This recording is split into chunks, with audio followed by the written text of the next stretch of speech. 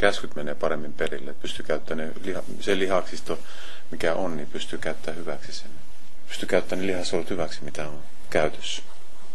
Mutta siis sillä ei ole mitään merkitystä, jos on 10 vuotta tai 20 vuotta sitten ollut treenaamassa paljonkin, koska se lihas ei sitä muista kuitenkaan sitä. Ei, mutta no ei tavallaan, mutta kyllä siinä on se, että kuitenkin, että kyllähän ne lihakset niin häviää sitten sen 20-30 aitaan, mutta ne mitä on jäljellä, niin ne lihakset, jos ei niitä käytä, niin sehän lihaksisto pienenee, mitään, jos ei niitä käytä, mutta tavallaan sitten sä et käytä sitä koko ajan, sitä koko kapasiteettia niistä lihaksista. Että tässä alussa tapahtuu se, että sä pystyt nostamaan sitä kapasiteetin hyväksikäyttöä. Ja sitten muutama, sanotaanko semmoinen 6-7 viikkoa ehkä menee ennen kuin se alkaa sitten taas se lihasmassa. Että se lihas alkaa kasvamaan. Mutta sehän nyt ei tässä ensisijainen tavoite ollut, vaan se, että niin saadaan ne enemmänkin toimimaan. Että esimerkiksi välttyy vähän selkeä olkakivuilta ja tämmöistä, kun on olkapäät varsinkin ollut aika rääkissä, kun tietokoneen ääressä joutuu paljon istumaan. No se on aina se ensimmäinen, että päästään siihen, että saa se lihaksisto toimimaan ja sitten, että pystyy niin normaalissa elämässä toimimaan, hoitamaan työasiat ja sillä, että ei ole kipuja ja sillä. Mutta sitten taas se on niin ihan asiakkaasta kiinni, että haluaako sitä lihasmassaa lisää vai eikö sitä halua, vai onko se pelkästään se, että saa hyvän olon tunteen ja voi hyvin. Itsestä aina pitää asiakasta kuunnella, mikä on niin tavoite ja mikä on se maalikuva, että tavoite. Mihin tähdätään sitten? Mihin tähdätään. Niin mä näen, että tässä varmaan tulee läksyjä sitten viikonlopulle taas, eikö vaan? Ne on pientä kuntoilua. Se on hyvä. Reippaasti kävelyä. Hyvä Pekka, ja seurataan tässä sitten, mitenkä tuo hyvin jatkuu, tietenkin siitä lähdetään. Ja mitä tulee moottoriurheiluun, niin sitten muutama sana tähän loppuun. Mika Kallion viikonloppu Le Mansissa oli murheellinen, hän joutui keskeyttämään, kaatui Kostelaradalle ja joutui keskeyttämään, ja tuon Le Mansin osakilpailussa George Lorenzo sen voitti. Ja Sinnekulle Ring täällä Ruotsin puolella, se houkuttelee viikon päästä kuskeja ja tiimejä kaikin maustein. Hajuhan on hyvä.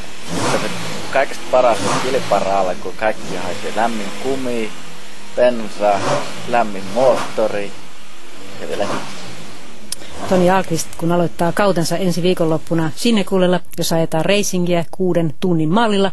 Ja Rannan Pekkaa ehti käydä katsomassa, miltä Honda näyttää ja kuulostaakin, kun se on tarkoituksensa ensin palasiksi pantu ja siitä koottu sitten uuteen uskoon. Miten pitkään te olette rakentaneet Hondaa nyt tämän kauden 2009 kilpailuihin? Me aloitettiin syksyllä 2007. Ajettiin se auto sisään verstaalle ja se ensimmäistä kertaa ulkona kuukausi sitten. Että onhan siinä ollut 1,5 vuotta. Nyt sitten pitäisi niitä hedelmiä ruveta poimimaan sitten sillä. Joo, tarkoitushan on se. Me ajettiin liian pienellä moottorilla aikaisemmin ja nyt ollaan rakennettu kaikki ne uudestaan ja otettu pois ne viat, mitkä meillä on olluna, ja nythän me tiedetään, että millainen se auto pitää olla, ja nyt me ollaan tehty siitä sellainen. Auto on aika kevyt ja hyvin paljon laskettu maavarat ja kaikki, ja on uudet spoilerit, sellaiset. Onko se nyt sitten valmis, että sillä pystyy myös voittamaan? Kyllä se paperilla on voittaja-auto, mutta kun me ajetaan 6 tuntia, siinä voi sattua mitä tahansa, ja eihän se vaan kuskista riipu eikä autosta. Siinä pitää kaikki toimia nopeasti, sillä ne ketkä voittaa ne kilpailut 6 tunnin jälkeen, niin ne on ajanut 6 tuntia kanssa. Ja tästä racingista lisää ensi sunnuntaina. Tämä kohta tässä lähetyksessä jatkuu digitaalisesti ja siellä kuullaan myös sitten tästä saappaan heitosta, jossa ankat lentelee liitosaapas, kun ei ole mikään virallinen väline. Mutta Soili ja Varonen, perjantaina taitaa olla soudun paikka. Näin on. Sisusoutu on ensi perjantaina 22. päivä toukokuuta Tukholman sydämessä Djurgårdsbrunnsvägen 10 osoitteessa ja 6 kirkkovenettä peräti lasketaan vesille ja sinne mahtuu vielä soutamaan. Lähtöjä on kello 12 aina kello 18.20 asti, kun on sitten suuri olympialähtö ja hyvä Soili. Kaikenlaista kivaa kilpailua ja muuta.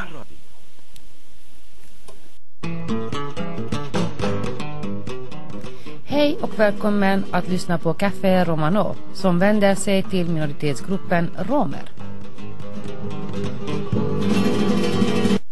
Tavembahtale Romale avila se vraamatešunen on mailaise programo o Café Romano. Programo sudeltume kodoso kamentašunen. A vi kodoso chikamentašunen. Aimme konsamtumensa kako šukarđes, kako kurko anda P2, tai anda P-shov ando Stockholm sam o Adam Parno Shope. I Agnes Lakatos. Tai Oveli Briani.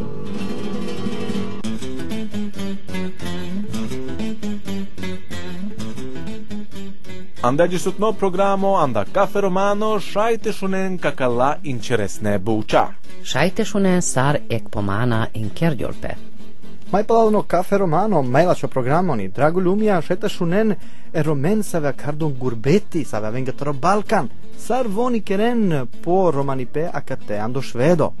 Šaj žuvljora vai romnja tekelen futbol. Šaitešunen soit sineša vorapenen anda Malmö vai si sloboda e žuvljange tekelen futbol vai na.